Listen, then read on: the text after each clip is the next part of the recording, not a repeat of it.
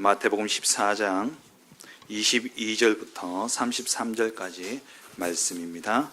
우리 한 절씩 교독하겠습니다. 예수께서 즉시 제자들을 재촉하사 자기가 무리를 보내는 동안에 배를 타고 앞서 건너편으로 가게 하시고 무리를 보내신 후에 기도하러 따로 산에 올라가시니라. 저물매 거기 혼자 계시더니 배가 이미 육지에서 술이나 떠나서 바람이 거스름으로 물결로 말미암아 고난을 당하더라. 밤 사경에 예수께서 바다 위로 걸어서 제자들에게 오시니 제자들이 그가 바다 위로 걸어오심을 보고 놀라 유령이라 하며 무서워하여 소리 지르거늘 예수께서 즉시 이르시되 안심하라. 나니 두려워하지 말라. 베드로가 대답하여 이르되 주여 만일 주님이시거든 나를 명하사 물 위로 오라 하소서 하니 오라 하시니 베드로가 배에서 내려 물 위로 걸어서 예수께로 가되 바람을 보고 무서워 빠져가는지라 소리질러 이르되 주여 나를 구원하소서 하니 예수께서 즉시 손을 내밀어 그를 붙잡으시니며 이르시되 믿음이 작은 자여 왜 의심하였느냐 하시고 두 절 같이 봅니다. 배에 함께 오름에 바람이 그치는지라 배에 있는 사람들이 예수께 절하며 이르되 진실로 하나님의 아들이로소이다 하더라. 아멘. 우리 함께 옆 사람과 축복을 선언하겠습니다. 평안하십시오. 당신은 세계 살릴 선교사입니다.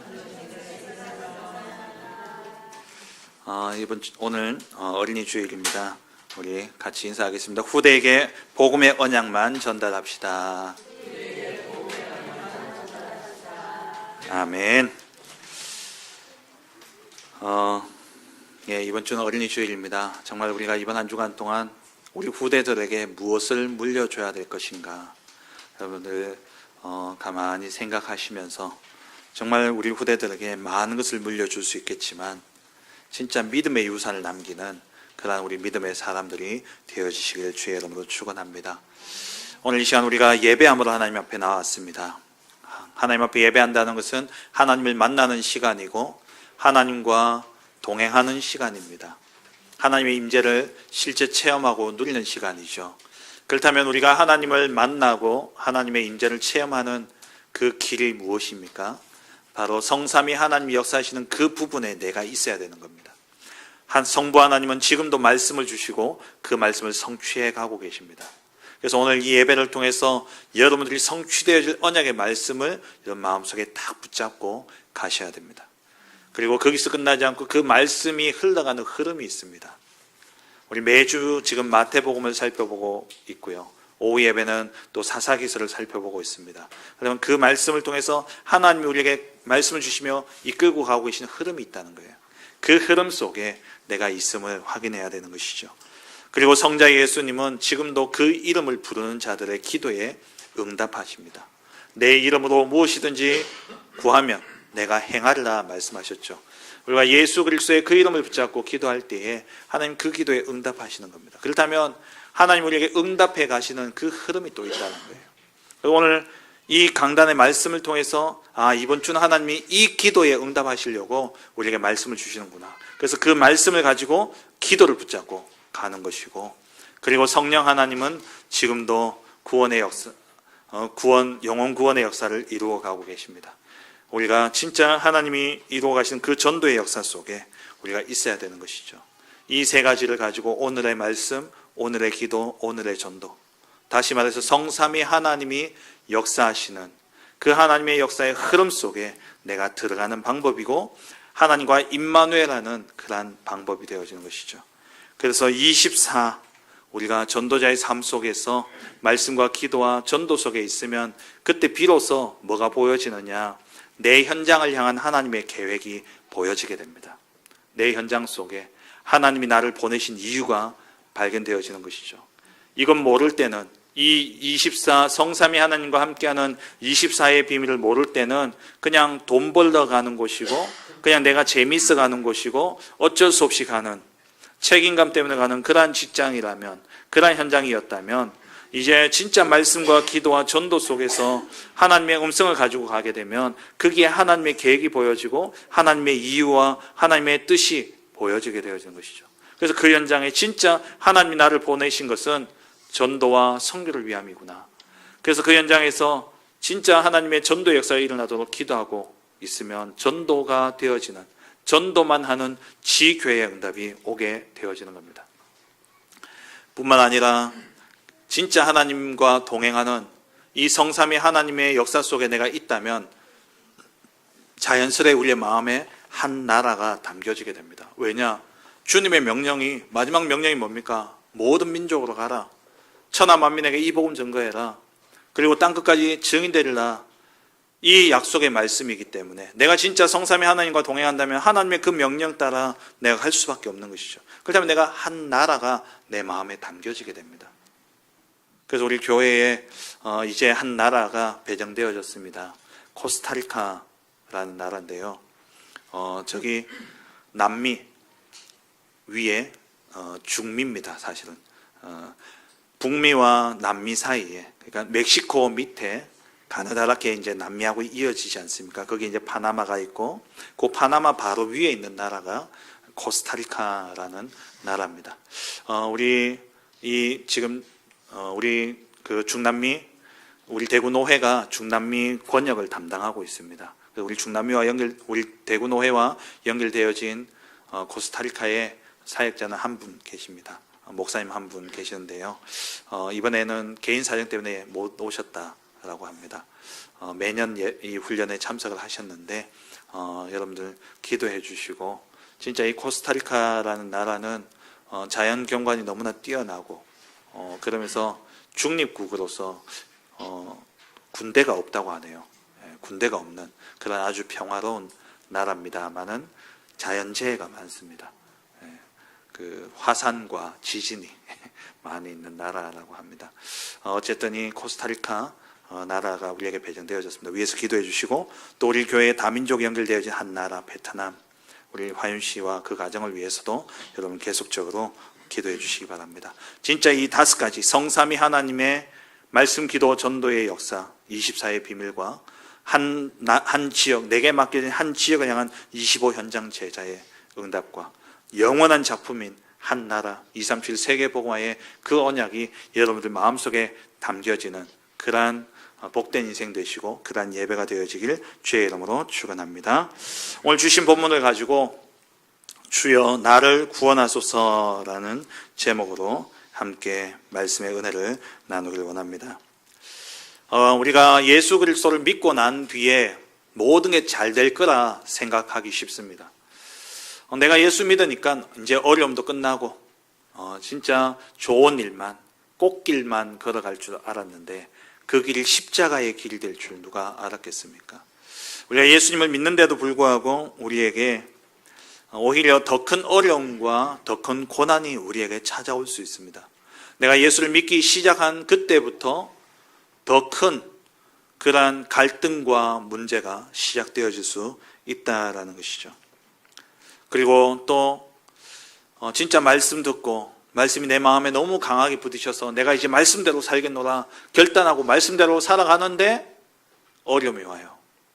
차라리 내 생각대로 했으면 덜 어려울 텐데, 내 생각대로 했으면 차라리 더 쉬운 길을 갈 텐데 말씀대로 가다 보니까 그 길은 십자가의 길이고 예수님 말씀하신 것처럼 나를 따라오려거든 십자가를 지고 올 것이다 말씀하신 것처럼 더 어렵고 더 고통과 고난의 길을 우리가 가게 되어줄 수 있습니다. 이럴 때 여러분은 어떻게 하실 것입니까? 홍해가 이스라엘 백성들 앞에 가로막혀 있었죠.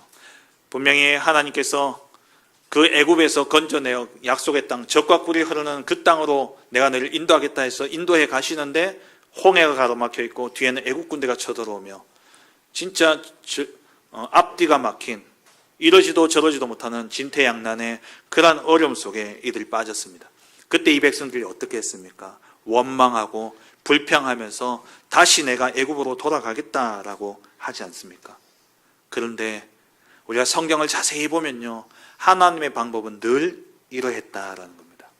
하나님의 방법은 늘 복의 길을 우리에게 선언하시고 그 언약을 선언하시고 그 언약의 길을 가는 우리 앞에 항상 어려움과 고난을 하나님은 주셨다라는 겁니다. 그러면 어떻게 해야 되겠습니까? 포기하시렵니까? 어떻게 하시겠습니까? 원망하고 불평하고 돌아서시겠습니까? 오늘 우리 이 본문을 통해서 저와 여러분들이 진짜 하나님이 주시는 귀한 응답들을 발견하고 또 고난과 고통 속에 하나님의 놀라운 그러한 계획과 축복을 발견하고 누리는 복된 시간 되어지길 주의 이름으로 축원합니다. 오늘 본문은 너무나 잘 아는 본문이죠. 예수님께서 물 위를 걸으신 본문입니다. 그래서 이 본문을 보면은 전부 다 이런 기적이 내게도 일어나기를 원하죠.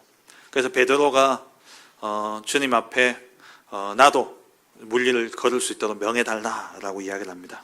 그래서 이 베드로가 그 예수님이 오라 하니까 겁도 없이 담대하게 갔죠. 가다가 이 베드로가 어떻게 되어집니까? 바람을 보고 무서워해서 물에 빠지게 되어지죠.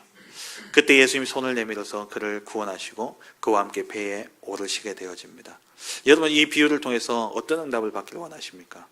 많은 사람들이 기적에만 관심이 있습니다. 물 위를 걷는 것, 이러한 초자연적인 역사가 내게도 일어나면, 아니면 내 앞에 이런 초자연적인 역사가 일어난다면 내가 진짜 주님을 믿을 텐데 라고 혹시 생각할 수 있겠죠. 그런데 이 본문에서 우리가 붙잡아야 될 언약은 그것이 아닙니다.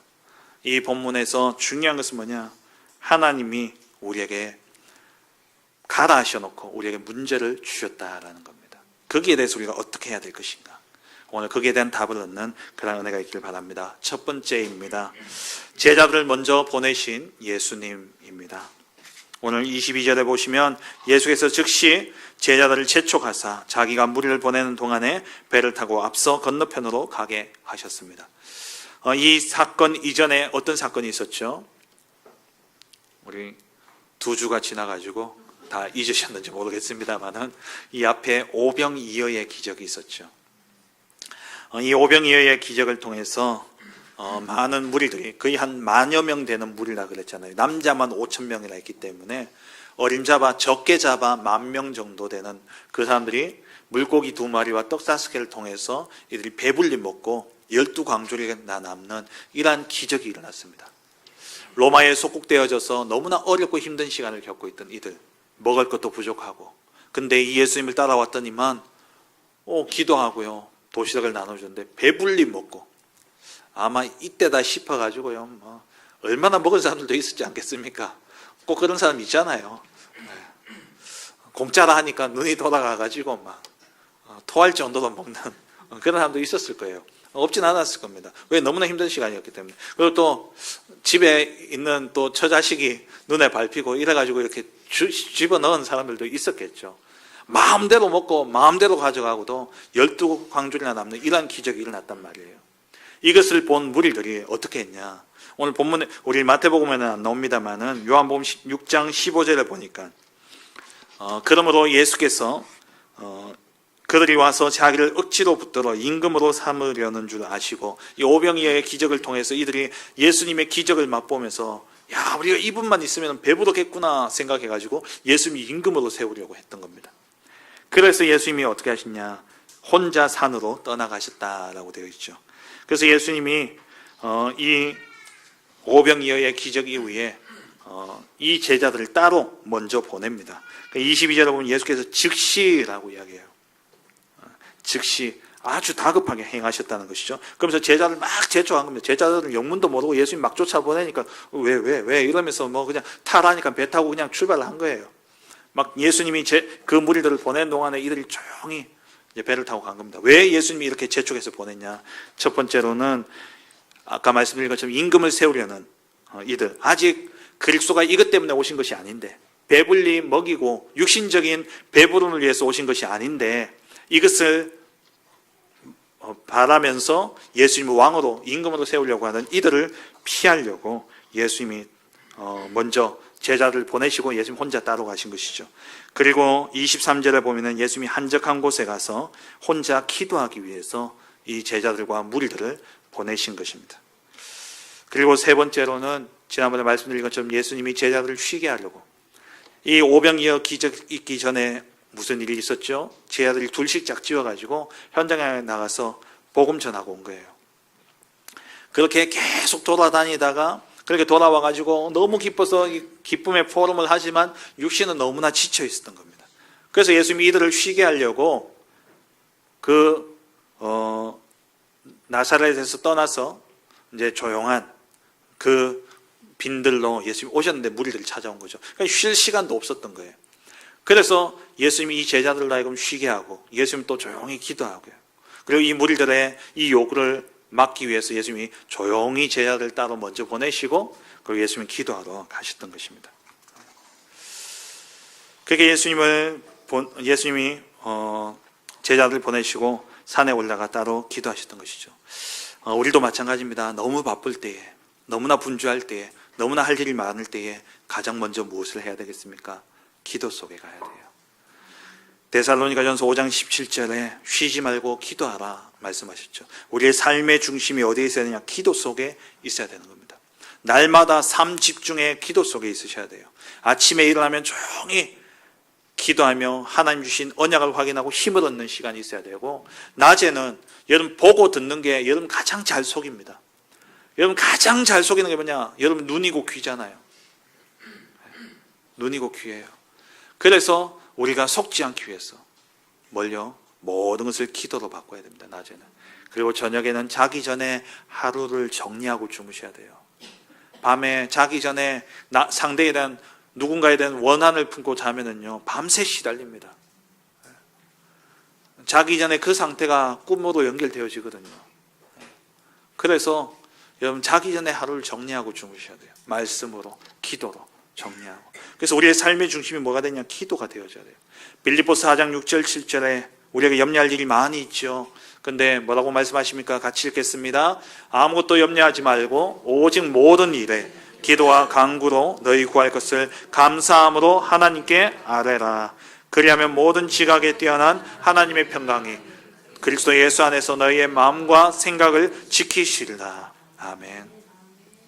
지난번에도 말씀드렸죠. 생각은 나로 그 문제 속에 사로잡히게 합니다. 내 인생이 그 문제 속에 사로잡히게 만들어버려요. 생각을 많이 하면.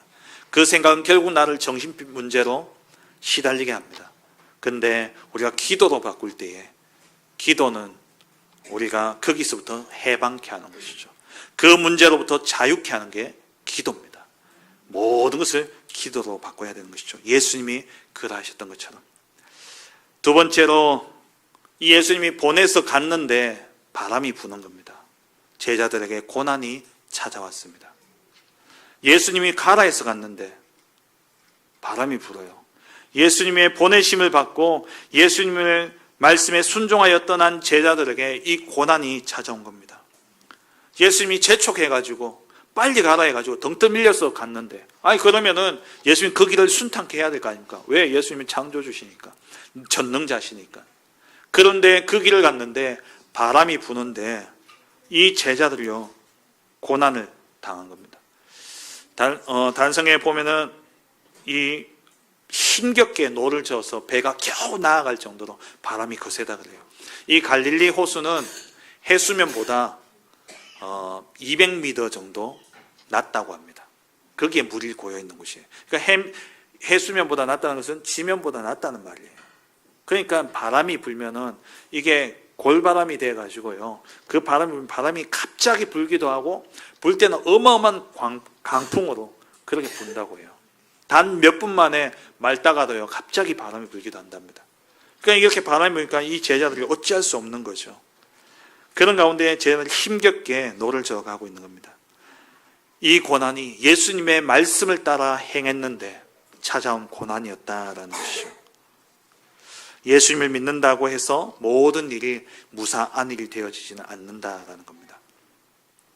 예수 믿었는데 오히려 그것 때문에 부부간에 또 가족간에 오는 핍박과 박해들이 있을 수 있고요.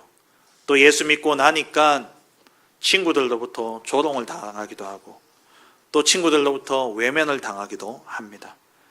또 혹은 예수 믿었는데 또 말씀대로 행했는데 사업은 더 어려워지고 또 건강에 문제가 오기도 합니다. 이거는 당연한 겁니다. 당연한 거예요. 에이씨, 예수 믿었는데 왜 이러노? 그러면서 포기할 것이 아니라 예수 믿는 자에게 주신 하나님의 축복의 방편입니다. 이건. 앞서 말씀드린 것처럼 성경의 모든 인물들이 사실은요 이러했어요. 아브라함이 하나님의 말씀을 듣고 본토 친척 아비 집을 떠나 내가 네게 지시할 땅으로 가라. 그래서 그 지시할 땅인 가나안 땅에 도착을 했지 않습니까? 도착했으면 진짜 젖과 꿀이 흐르고 그리고 먹을 게 풍성할 줄 알았는데 기근이 들기 시작한 거예요. 왔는데 먹을 게 없는 겁니다. 그래서 아브라함이 어떻게 합니까? 그 기근을 피해서 점점 남쪽으로 내려가서 어디까지요? 애굽까지 내려간 거예요. 애굽에 내려갔더니만 이제는요 자기가 살아야 되니까 자기 아내를 누이라고 속여서 바로에게 넘겨주는 이러한 수치스러운 일까지 당하게 되어진 거예요. 아니 하나님이 떠나지 말라 했으면 이런 일도 없었을 거 아닙니까? 저 우르에 갈대아 우르에 그대로 살고 있었다면 자기 아내를 팔아야 될 일도 없고 그 친지들과 부족들이 있었기 때문에 그들 속에서 함께 먹고 살면서 잘 편하게 있을 수 있었을 텐데 하나님이 가라 해놓고 왔더니만 기근이 일어나고 하나님이 가라 해서 왔더니만 물론 자기가 피해서 애굽으로 내려갔지만 자기 아내를 팔아야 되는 이러한 일이 일어나게 되어진 겁니다. 어디 그뿐입니까? 요셉은 어땠습니까? 요셉이 꿈을 꿨죠.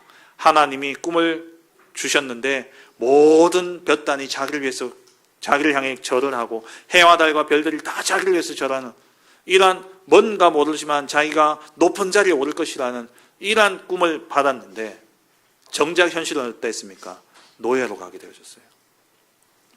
노예로서 그나마 진짜 하나님 주신 응답들을 조금 누렸는데 가정총무가 됐는데 웬걸 또 누명을 쓰고 이제는 강간미수범이라는 그 누명을 쓰고 감옥에 들어가게 되어진 겁니다. 우리가 예수 믿는다고 우리가 언약 붙잡았다고 좋은 일만 가득할까요? 아닙니다. 우리에게 수많은 어려움과 문제들이 있습니다. 하지만 결국 결론은 뭡니까? 가장 좋은 것을 하나님 우리에게 주신다라는 거예요. 아브라함도 그랬고 요셉도 그랬죠. 출애굽한 이스라엘 백성들도 홍해를 만나게 되어졌죠. 광야길을 가게 되어졌잖아요.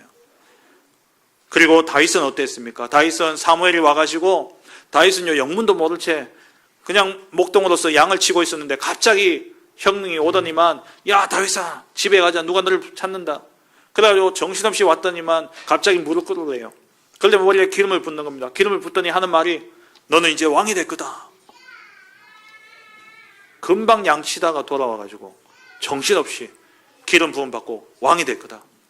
그러면 앞으로 왕세자의 그러한 교육을 받고 왕세자로서의 대접을 받아야 되지 않습니까? 근데 요셉의 이 다윗의 인생은 어땠습니까?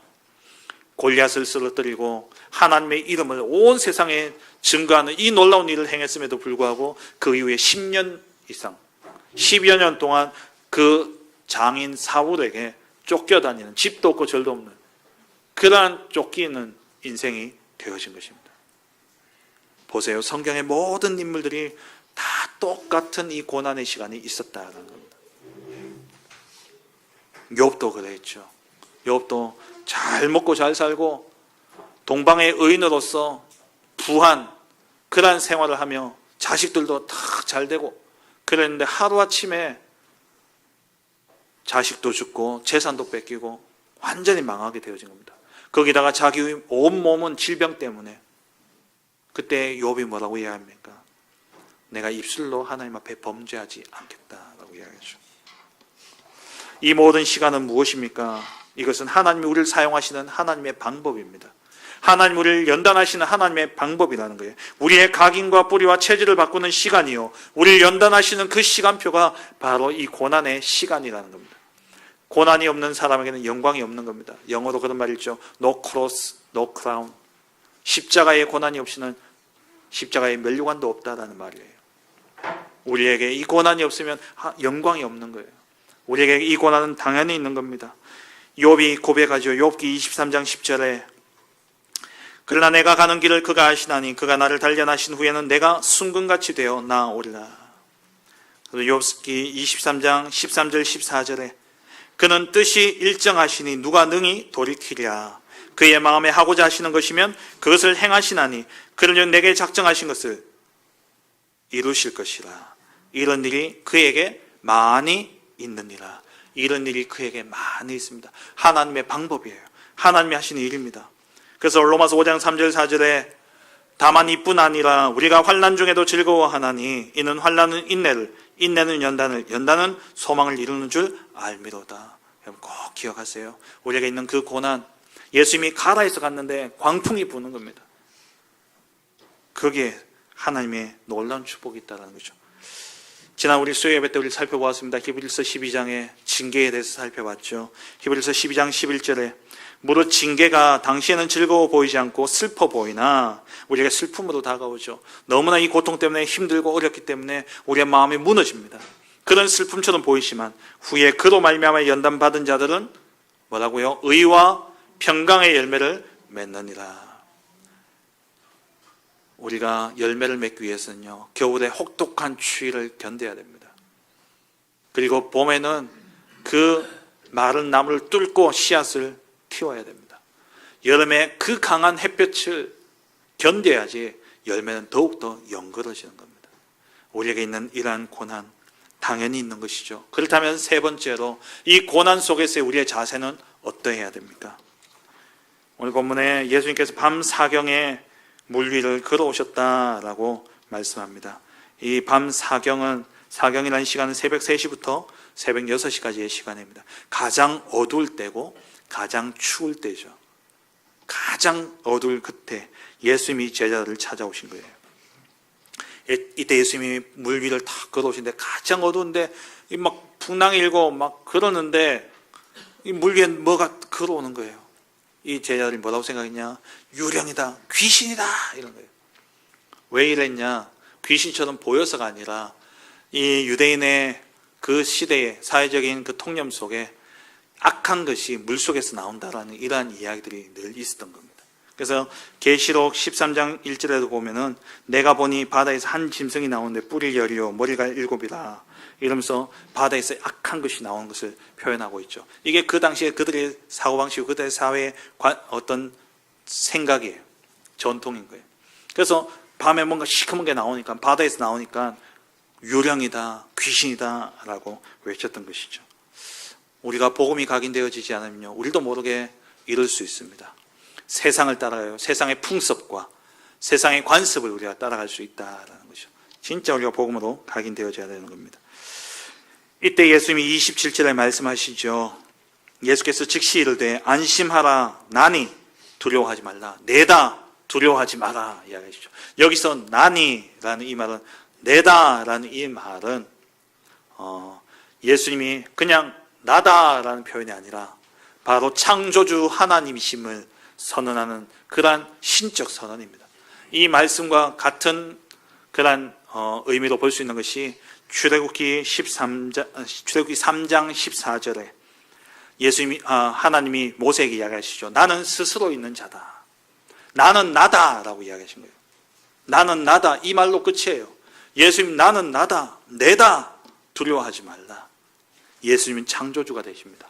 예수님 우리의 구원자가 되십니다. 우리가 절대 해결할 수 없는 죄와 사단과 지옥의 권세에서 우리를 건져내신 유일하신 참된 구원자, 참된 창조자, 죽음에서 사망으로 옮기시는 그 참된 창조자 되신 그리스도가 바로 예수님이라는 거예요.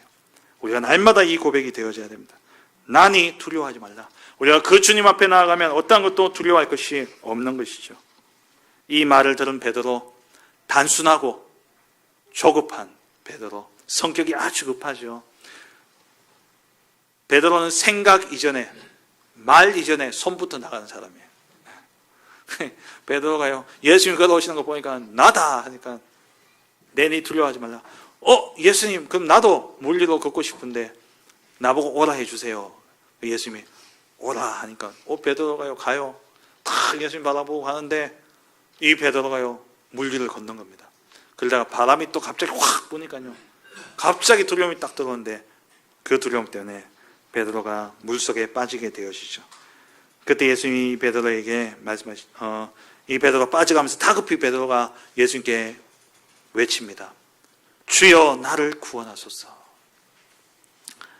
그 말을 듣자마자 예수님이요 기다렸다는 듯이 즉시, 오늘 이 본문에 보면 즉시라는 단어가 3번 나옵니다. 예수님이 두려워 떨고 유령이라고 겁내하는 이 제자들에게 즉시 이야기하죠. 두려움에 처한 이들에게 즉시 예수님이 이야기합니다. 안심하라, 내니 두려워하지 말라. 그리고 물에 빠져가는 이 베드로가 주여 나를 구원하소서 할 때에 예수님이 즉시 손을 내밀어서 예수님이 이 베드로를 구원하시죠. 그리고 베드로에게 말씀하십니다. 믿음이 작은 자여 왜 의심하였느냐 하시고, 이것을 가지고 많은 사람들이 믿음이 없어서 베드로가 물에 빠졌다. 맞습니다. 근데 우리가 늘 믿음 충만할 수 있습니까? 이건 우리에게 다반사로 일어나는 일이에요. 우리가 여기에 집중할 게 아니라는 거예요. 믿음이 없는 거기에 우리가 집중할 게 아닙니다. 중요한 것은 뭡니까? 주여 나를 구원하소서. 우리가 문제와 고난 앞에서 우리가 해야 할 것은요, 주여 나를 구원하소서라고 해야 돼요. 우리는 자꾸 고난을 당하면은 그 고난의 원인부터 찾으려고 합니다. 왜 내가 이 고난을 당해야 되냐? 왜 내가 이 고통을 당해야 되냐? 죽어가는 사람에게 야, 네가 어떻게 해서 거기 빠졌냐? 네가 어쩌다 그랬냐? 좀 조심하지. 그런 사이에 물 다 먹고 베드로 죽어요. 베드로 뭐라 해야 됩니까? 주여 나를 구원하소서, 살려주세요, 이래야 돼요. 여러분 고통과 고난 당할 때, 여러분들에게 어떤 문제와 어려움이 찾아오면요, 가장 먼저 주의 구원의 손을 구해야 되는 겁니다. 손을 뻗는 거예요. 나의 행위와 나의 마음 자세 등에서 사람들은요, 왜 이런 고난이 왔을까 찾습니다. 물론 찾아야 돼요. 근데 그 이전에 하나님의 구원을 먼저 구해야 된다는 거예요. 원인을 찾고 갱신하고 그렇게 해서 일어나면 좋죠. 그런데 대부분 어떻게 하냐, 그 원인을 찾으면 자책하고 거기에 눌리는 상태로 있게 되어지는 거예요. 내가 또 잘못했구나. 내가 또 믿음이 없었구나.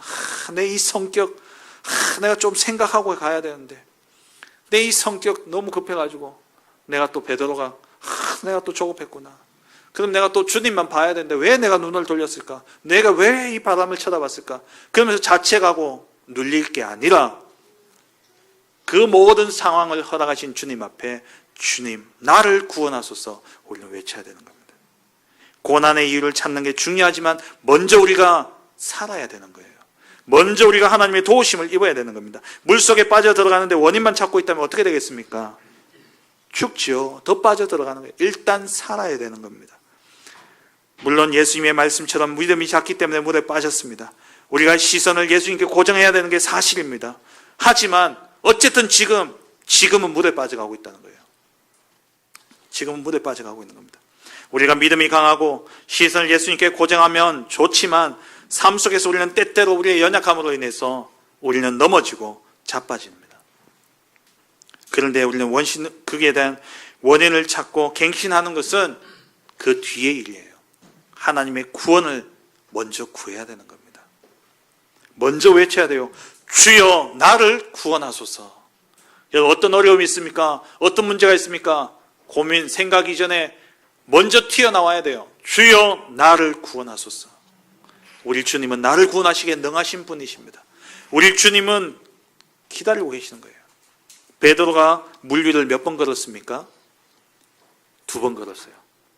예수님께 갈 때, 올 때는 그럼 헤엄쳐서 왔겠습니까? 올 때도 걸어온 거예요. 근데 올 때는 어떻게 안 빠지고 왔겠습니까? 믿음 때문에요? 물론 맞죠. 예수님이 그 손을 잡고 있었기 때문에 안 빠진 거예요. 예수님이 그를 구원하셨기 때문에 그는 안 빠진 거예요. 우리의 믿음이 강하다고 내가 생각하는, 내가 기준 삼고 있는 그 기준에서 내가 믿음이 강하다 생각한다고 하나님이 역사하시겠습니까? 아니에요. 하나님 나를 구원하셔야 돼요. 하나님 내게 역사하셔야 된다는 거예요. 우리에게는 믿음이 필요하지만 그 믿음도 내 것이 아닙니다. 맞죠? 그 믿음이 내 겁니까? 야, 이 믿음에 약한 자야. 예수님이 그렇게 꾸지람했지만 베드로가 믿음을 강하게 한다고 그게 믿음이겠습니까? 하나님 보시기에 믿음이어야 되죠. 그 믿음은 하나님이 주시는 거예요. 하나님 은혜를 주시는 겁니다. 우리에게 믿음이 필요하지만 그 믿음도 내 것이 아니에요. 우리는 어떤 존재입니까? 전적 부패한 존재입니다. 전적 타락한 존재예요. 전적 무능력한 존재입니다. 우리는 생각하는 것이 항상 악할 뿐이에요. 우리는 늘 연약합니다. 이 육신을 가지고 있는 한 우리는 늘 걸려서 넘어지고 자빠집니다. 그게 우리의 일상이에요. 그런 우리에게 믿음을 강하게 해야지. 그게 우리에게 답이 되어집니까? 물론 맞죠. 근데 그 믿음을 누가 주십니까? 하나님이 주시는 거예요. 그렇다면 우리는요, 주여 나를 구원하소서. 하나님께 이 믿음의 고백이 되어져야 되는 겁니다. 하나님께서 우리에게 찾아오셔서 우리에게 선물로 믿음을 주시고 그 믿음을 가지고 우리에게 은혜라 이야기하지 않습니까? 에베소서 2장 8절에 그 은혜에 의하여 믿음으로 말미암아 구원을 받았느니 이것이 너에게 난 것이 아니라 하나님의 선물이라. 하나님이 주시는 거예요. 그렇다면 우리는 하나님께 구원을 구해야 되는 겁니다. 우리의 삶에 많은 문제와 어려움들이 있습니다. 많은 고통과 고난들이 우리 앞에 놓여져 있습니다. 그때마다 우리는 뭘 해야 되냐? 주여 나를 구원하소서. 나의 믿음 없는 것을 도와주소서. 그게 우리의 기도해야 돼요. 고난당하고 어려움 당하면 먼저 하나님의 구원을 구해야 되는 겁니다. 히브리서 4장 16절에 그러므로 우리는 긍휼하심을 받고 때를 따라 돕는 은혜를 얻기 위하여 은혜의 보좌 앞에 담대히 나아갈 것이니라. 주여 나를 구원하소서. 이 믿음의 고백과 함께 주님 앞에 담대히 나아가야 되는 거예요. 우리가 이렇게 구할 때에 우리 주님은 기다렸다는 듯이 우리에게 손을 내미십니다. 우리를 구원하신다라는 거예요. 31절에 즉시 손을 내밀어 그를 붙잡으시고 이 베드로를 구원하셨습니다. 주님이 기다리고 원하시는 것은 내가 깨닫고 갱신하는 것도 필요하지만 그 이전에 주여 나를 구원하소서. 하나님 앞에 도움을 구하는 그 하나님의 인도하심을 구하는 그것을 하나님은 더 원하고 계시다라는 거예요. 주를 향해 부르짖을 때에 우리 주님은 즉시 우리의 기도에 또 우리의 간구에 응답하시고 우리를 구원하십니다. 우리의 시간표는 우리의 시간은 즉시지만 그냥 우리가 구하니까 주님이 그냥 즉시 응답하신 것처럼 보여지지만 우리 주님의 시간표는요 마침내예요. 마침내예요. 즉시와 마침내는 둘 다 순간에 이루어지는 일이지만 다르죠. 즉시는 뭐냐? 지금 요 순간의 즉시예요. 마침내는 뭡니까? 오랜 시간이 지나오는 가운데 지금 이 순간이에요. 우리 주님은 오랜 이 시간 동안 우리의 간구와 우리의 기도를 기다리고 계시면서 우리가 간구하길 기다리고 계시는 거예요. 기도하는 그 시간에 우리 주님은 마침내 우리에게 역사하시는 거예요.